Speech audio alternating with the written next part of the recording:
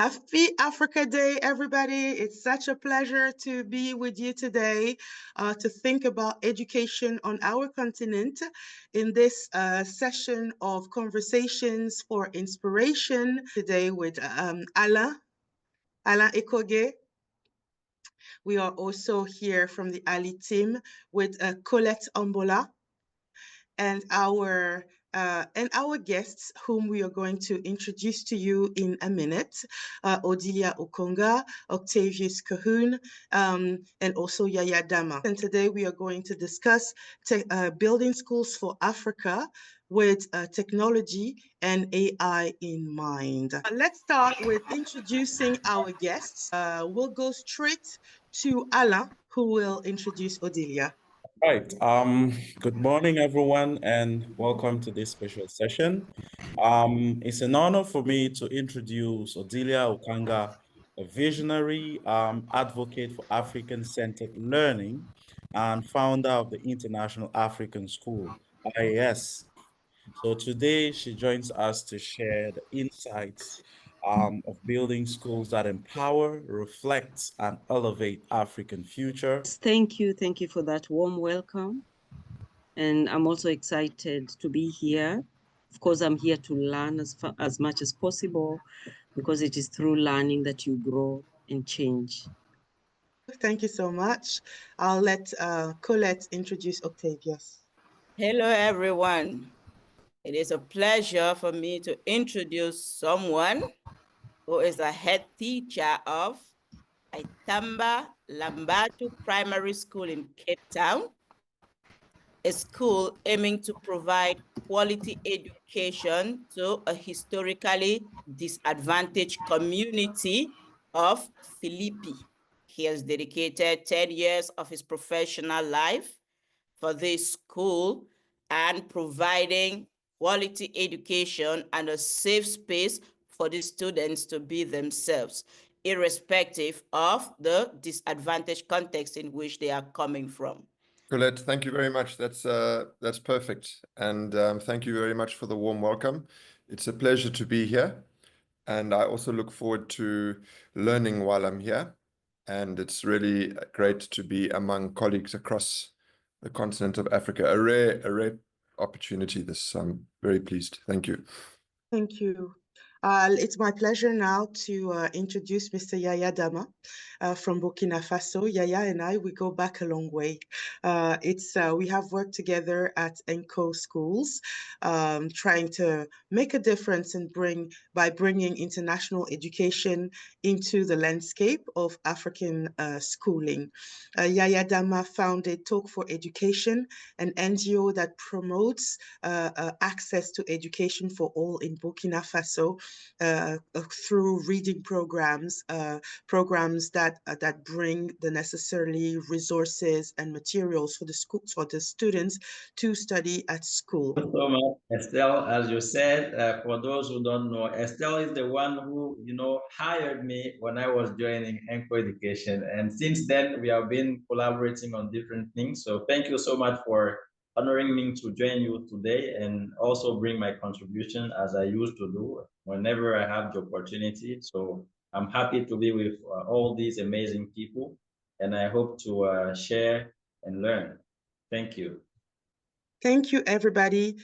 We have Kenya present here with Odilia. We have South Africa present with Octavius. We have Burkina Faso present with Yaya, and Cameroon with myself, Colette, and Alain.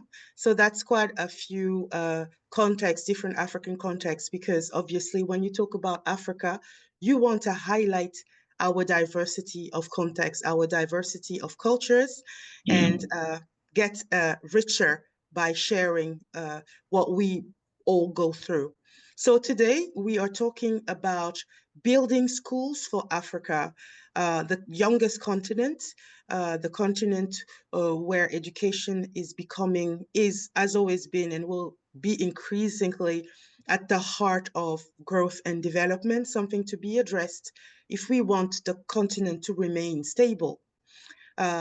Obviously, in this area of the development of artificial intelligence, some new questions come to the fore that we have to answer in our different contexts and based on the different challenges that we face as well and the different strengths that we have. The first question I would like to put forward for our guests to respond to think about: how can technology serve learning in underprivileged schools in Africa, and what are the limits of tech? For this question, I'm going to go to Octavius first, and the other guests will come afterwards as they wish. We began using tech to replace the teacher in the classroom for the first time last year, as we expanded our small school. So we wanted our children to stay with us as they reached adolescence, because we're in a very safe part of quite a dangerous area. But our finances were quite limited. So as you know, your biggest cost when you're running a school is your staff, is teachers' salaries. So we, realizing that we were quite limited, we looked into the possibilities of the children doing their lessons with us online. But we found it to be very, very effective, because the material that you use or that you can access has been curated by teachers. So a child can do a lesson which has been planned by a group of teachers that have collaborated on this particular lesson. Or you've got, in our case, groups of teachers that have collaborated on the whole learning cycle. They've put the whole thing together.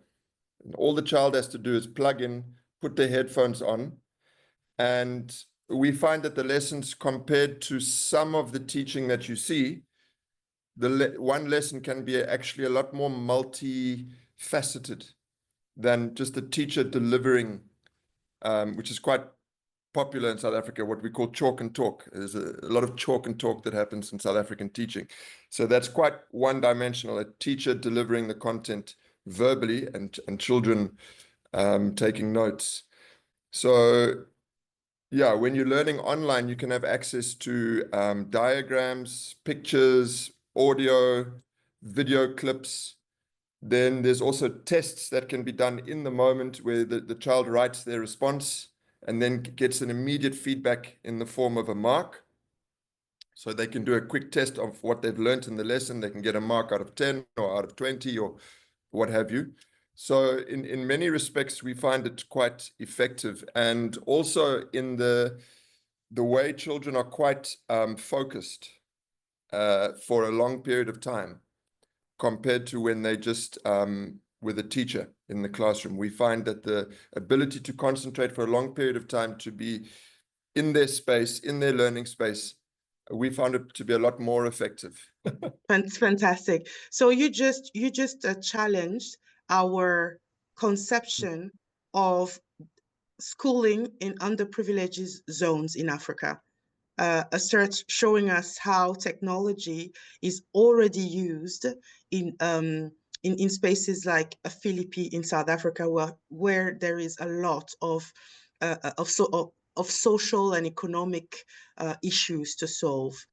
Okay, Octavius, please, I would like to ask, how is the level of digital literacy in that community? Thank you. That's a very good question. We do find that the digital literacy is quite poor, and our children, their first exposure to computers, for the most part, tends to be when they're at school.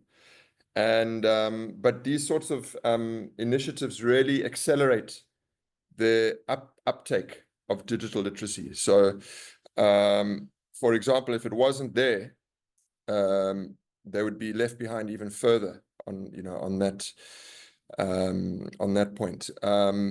We do have programs for children in the lower grades, like grade 1, grade 2. We've got reading programs that we also use, and I can give you the links, because there's an Australian literacy program called Reading Eggs. I don't know if you've heard of it, but they offer it for free to underprivileged schools. You have to enter into a contract, and usually, if you can give them the feedback that they need, because it's all information for them, then so we've had that, and that's helped us with digital literacy. Thank you. Over to you, Alain. Thank you very much, Octavius. Just a quick question. First of all, I kind of appreciate the effort you're doing in accessing or giving access to education to the underprivileged. Just quick questions in terms of internet access for the localities that you're working with, and as well as the acceptable screen time use for these students to make sure that there is some kind of thought in relation to the problem of staying so long in front of the screen. Thank you. That's also a very, very relevant question. Obviously, internet access is essential. You need good access because, well, Apex requires us to be online. And we have had many problems with access in the past.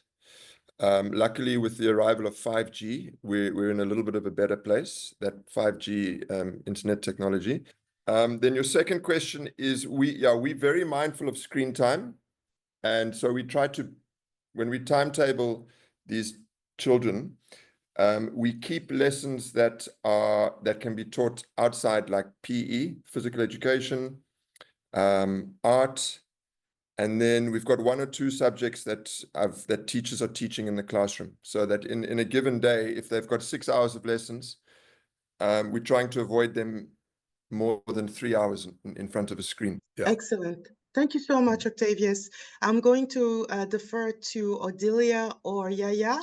Yes, thank you so much, Octavia, for sharing that, because I'm from Kenya, and we are struggling with education. The rich are getting into, private schools, but we are leaving majority poor children behind. And I really agree with Octavia that this is one of the biggest solutions to education in Kenya. Africa, but let me zoom into Kenya. According to what I've seen, it's expensive. Buying books, paying for the school, unless the government really decides we want to put our children first, which I'm not seeing. So I think online school will start booming in Kenya. It's just that parents, maybe most of them, are still wondering whether it's the right thing to do. But I know already in Nairobi, people are already grouping themselves. Actually, I'm talking of homeschooling now through technology. It is going to be the thing because parents cannot afford anymore to pay school fees for their children, while other children just learn under the tree. So which is the better, which is the lesser evil? To let your child learn under the tree and just sing and go home, or to let the children use this technology? And Kenya is one of the countries that is really networked in technology. So I'm not afraid that it will not be able to achieve that. I know, yeah, with your brother in in South Africa, I think he will be able to provide some of his technology to Kenya. As an Afrocentric champion, my biggest concern is the content. Because I heard you, Octavia, talking of an Australian company. My question is, this content, is it still the Western content? Because this is now the fight we have in Africa. What are our children feeding on? And I acknowledge we still need to break ground in that area, where we as the Africans need to provide resources, African-centered resources to our children. So I'm really, really happy with what you're doing, Octavia. And yeah, what can I say? I'm just grateful that more underprivileged children are having access to education. Thank you so much, Odilia. You had a question, Colette. Yes. Listening to what Octavius and Odilia, have said, when looking at the community which I come from, this is such a great initiative, but I already see a very big barrier with a community where their first language, or the first and mostly the only language that they know, is not one of these major languages that is used in communication, in technology. How can these children who really need this technology access it in a language that they do not understand? So I wanted to ask Octavius, for example, do you have such a challenge in your this challenge in your community? How do you bypass this challenge, or everybody in your community basically speaks English? Thank you. That's a very difficult question to answer, because we do struggle with language. Our children speak English as a second language. So their home language is isiXhosa. And this language is not, although there is a lot of work being done to translate lessons into isiXhosa, it's not widely available in Xhosa, the content. But that also speaks to the copy, the books and the textbooks. They're also all in English at the moment. So every school, whether they're online or whether they're learning in the classroom, they're facing the same problem of an English-centric education, whereas the home language, insufficient access to expression in your home language. And we find that this is really a big problem in art and drama, and there's so many opportunities to express yourself fully from the heart, especially in the arts. And children don't, when it is available to them, they become a lot more just dynamic. Yeah. So, but having said that, how do we get around it is, now this is quite controversial, but I'm a fan of immersion. So there's two schools of thought in South Africa, which is to translate and code switch as you go along, but then there's also, there's schools in South Africa that start in the mother tongue. Our schools close by to us, they start in the home language at grade 1. Every lesson is in isiXhosa. Grade 2, grade 3, and then in grade 4, it all switches across suddenly and dramatically, just switches across to English. So now there are studies looking at the impact of that. So what tends to happen is in grade 4 baseline testing, the results are very, very, very poor. And it's due to the children adjusting to the switch. They've suddenly switched across. Everything's now in English, whereas it was all in home language. So that seems flawed. But then I also agree that just straight up immersion from preschool, grade 1, grade 2, which is what we do, that's when we're learning in English, is also not massively effective. We still struggle with, our results not being maybe comparable to those learners for whom English is a home language. Yeah. But I would be interested in the views of the colleagues here.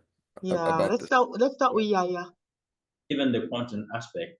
So now our Ministry of Education, for example, they decided to change the name of the Ministry of Education from Ministry of Basic Education to Ministry of Basic Education and Local Languages, so that to make sure the content of the trainings are available and accessible to the kids wherever they are in the country. Because as you said, so mainly the languages that are used for education are either French or either English, which is not the local language of African countries. So, but I think it's an issue of vision, okay, either short, medium, or long-term vision. But if I think the government itself decide to prioritize it, it is going to help either public schools, either private schools, wherever we are in Africa. But I think we as teachers, we as educators, we must also not sit and wait for all the solutions to be available for us. For example, for the content itself, for someone who has, I think, 5 or 10 years experience in education. So I think it's time for us to also propose something that takes into account our realities and use technology and innovate and propose something that I think is going to help our students wherever they are. Thank you. That's the power of teachers. And that's exactly why ALI exists. Africa Learning International exists to support teachers, because we have seen over and over again that in complex situations, African teachers rise up and find solutions that are fitted to their students' realities. In my country, sometimes it means giving your life to this cause and not even receiving a salary. I want to salute Cameroonian teachers for their dedication to the students. We are here talking about situations where underprivileged children are receiving technology.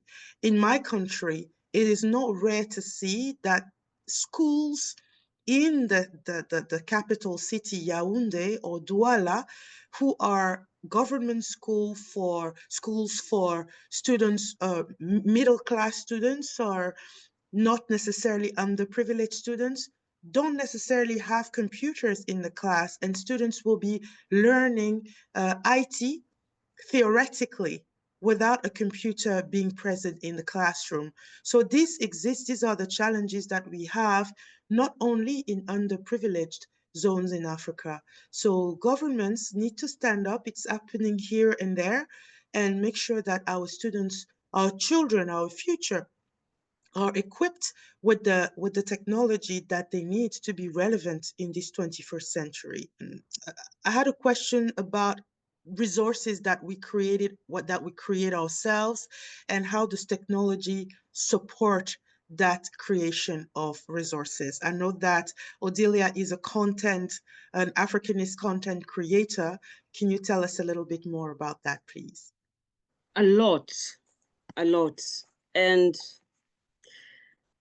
I'm one of those people who graduated without ever having used a laptop. So that is one thing I really want to share. I started using a laptop when I moved here. Of course, I came here because of family reasons. So I moved to the Netherlands. And for the first time, I was owning my laptop. And of course, internet was free. But all I could do is to read my email. That I could do. So when I started this online African school, I met a lot of challenges. And my biggest challenge was resources. I wanted to teach Swahili. So what I did, I went to Kenya, bought all Swahili books from grade 0. And then I came here and I just got stuck with the books. Because those books don't work, especially on people who do not know a word of Swahili. The books in Kenya and Tanzania are designed for children who already speak the mother tongue. So me, I'm there with my books, and I decided, but who told me I cannot? I cannot write grammar books that my students can use, because I didn't come across any grammar books that I wanted. And I sat down. I started now working, with the Word document. And so I had to learn on job, and it was very, very taxing. Simple things I would call somebody, or my child, maybe my son doesn't want to help, and but once in a while they were helping. So technology is everything. I'm now trying to develop e-learning Swahili, whereby a French-speaking person, English-speaking person, German can just log in and learn Swahili. And now I again met the challenge of videos, because I have a lot of videos that can be used. Visual is very important. And there I met another challenge, because I don't have the money to keep asking somebody to edit for me. So what I did, I had to check in for video editing lessons. So at the moment I'm editing my own videos, I'm actually doing everything myself. Bottom line, tech is everything. It's a necessary skill actually for every teacher, because it just enhances even your classroom. If you have the privilege of having, the smart boards, it just makes everything a reality and alive for the children. So I will advise all teachers, wherever they are, if you have an opportunity of learning anything new in technology, please take advantage. And for you as a teacher, it will also help you develop your own resources the way it did for me. Thank you so much, Odilia. Alain? All right. Thank you very much for that. I wanted to ask a question about the most impactful yet low-cost AI or tech solution that can be deployed within African classrooms today.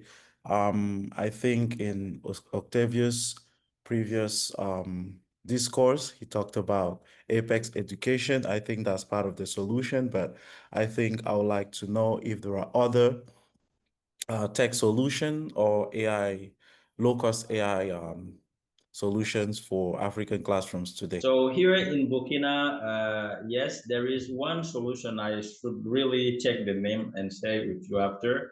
So they are not a content creation organization like open it directly to school. Maybe I will have to discuss with them. But what they are doing, they create content and they share them directly throughout, private media like TV channels.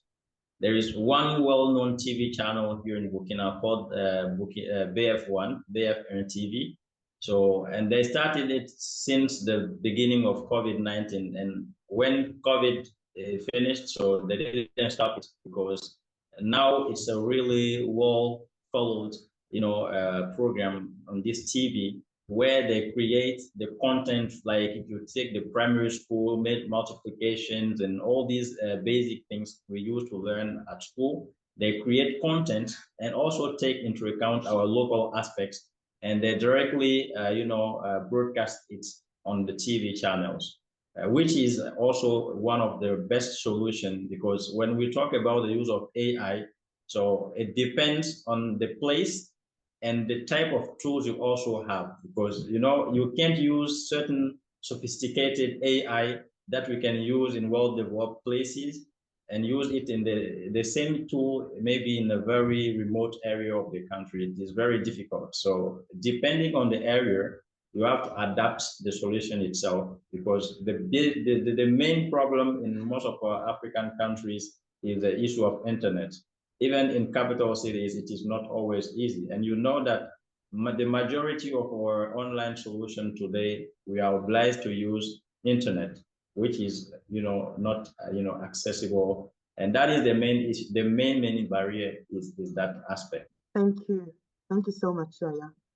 Anything else to add from Odilia or Octavius on this question around AI and technological solutions? I'm very much aware of the fact that we are all very much aware of the fact that AI is currently asking so many questions to whatever we are used to in terms of education. It is asking the question, what is an education for? So in that context, I wonder if that question is going to show up the same way on the African continent as it is showing elsewhere in the world. We've seen that technology can respond to a lot of the challenges that we have on the African continent, but we also worry about the content, about the African relevance of this content. Now, I would like to shift that question to artificial intelligence. How do you think it's going to look like on our continent in terms of education? Okay, coming back to AI, when I saw this question yesterday, I tried to use DeepSeek to search and see what DeepSeek has to say about this AI and technology in the African classroom. and the challenges in terms of internet and the rest. So what I got from AI shows that East Africa is a bit developed compared to other parts of Africa. Because I saw a couple of offline apps, like there is one, they say Colibri, which is an offline tutor for refugee schools, Robo Tutor, an AI literacy app in Tanzania. I was like, wow, that's interesting. In Cameroon, I've not heard about this yet. It's true, I didn't teach in the local system for quite long before I moved into the international school system, but I'm really interested in getting to know more about what is available in my country and how this can help people in the local community. Thank you, Colette. This is budding territory, moving all the time. I think we'll see it shape itself in the next couple of months or couple of years for sure. Work in progress. I want to ask either Octavius to step in here, then Odilia. What worries me about the most available AIs, they tend to come from Silicon Valley, I think. And obviously, we need to be very cautious with the way they represent Africa. And I'm already seeing our children, when they look up a concept that they don't know, they just go straight to the first AI, which I think at the moment is Gemini. And it's very questionable, some of the responses they're getting. And these have obviously been curated by quite fanatical, sort of ahistorical individuals in America. So I think we've got to be very, very careful to guide our students to be skeptical of what technology is telling them, especially about Africa, and to enable them with tools that they can use to be skeptical and to evaluate information on the internet very, very wisely. Yeah. We as teachers, we really need to do critical thinking with our students, because I teach about Africa here, and that is one of the tools I use with my students. And they will tell you, yeah, but this is how we know about Africa. And then maybe they've never been there, and I say, I was born there. So who will you believe? So it's very important, and that is why I am really rooted to amplifying African voices. They matter to us as Africans. And any curriculum coming from outside, is it coming to destroy and do more damage? Because we are still busy trying to uproot the colonial roots in education. So we really have to be careful that what we are bringing in, is it going to do more damage? So we need to focus on African voices, African centered, African needs to be the center. So the theme of this discussion is building schools for Africa with technology and AI in mind. So I'm going to now project you towards the land of if. If you are to build your own school, and I'm sure that a lot of you, or if not all of you, have that dream in mind, building a school for Africa, not only working in one, but your own school that you would have conceived and built yourself. What would it look like with technology and AI in mind? So we will go Yaya, Odilia, Octavius.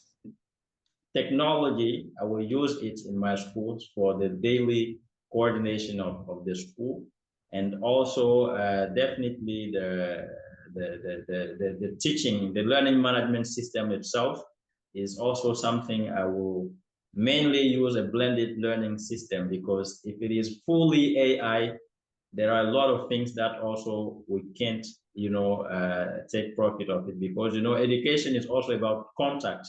So if we lose that aspect of contact between teachers and students, there is a humanistic aspect of education that we will lose. So that we have to also keep in mind, even if we use internet to technology. So we have to put in our mind that we have to also continue creating this contact between teachers and students. So I will use a blended learning system where the students have face-to-face activities, come to school, go in the community, but also they have online learning programs in terms of content.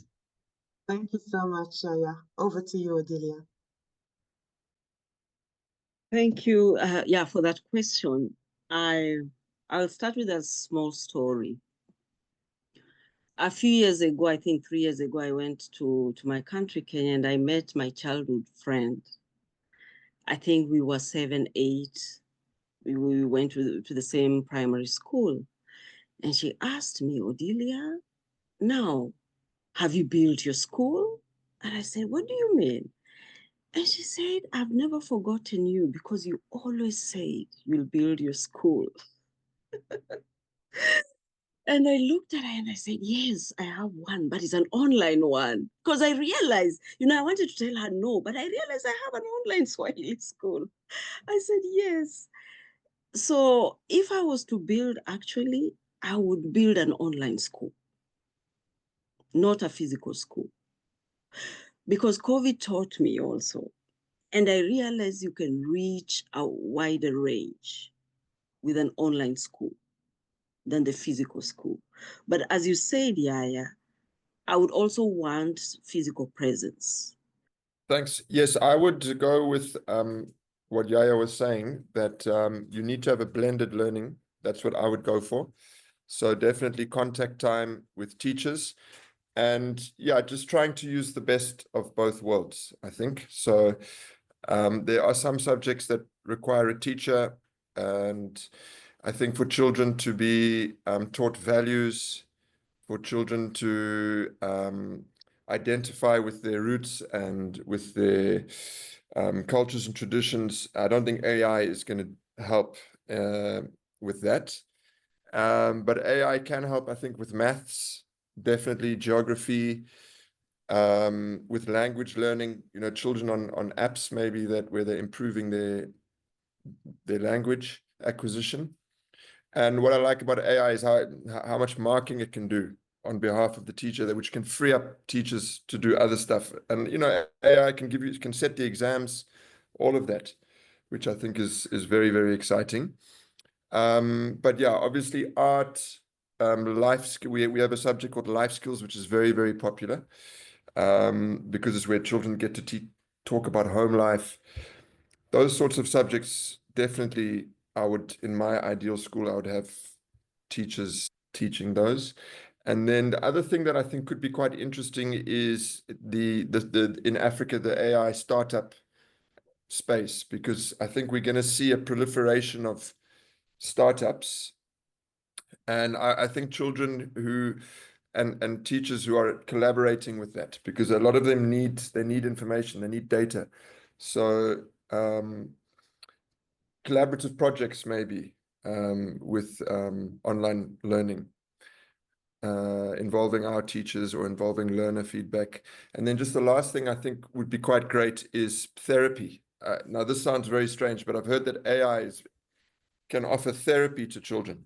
A child can speak to an AI, tell them their feelings or their problems. And obviously, therapy is very expensive. So if you had good AI therapy, I think that could also help, especially where we've got a lot of trauma in our schools. Thank you. Wow, this is very, very innovative indeed. Therapy is seen as something that's really out there for the rich kids to have access to. And the social emotional realm in our African schools sometimes don't belong there. We don't see it as something that school can do. So definitely an innovation that piques my curiosity. Thank you, everybody. We are now coming towards the end of this conversation, and I would ask you please to just take a couple of minutes or whatever time you need to think about what you want to give as a final message. I will start. I'm ready. Okay, so it's to first of all thank you for all the great work you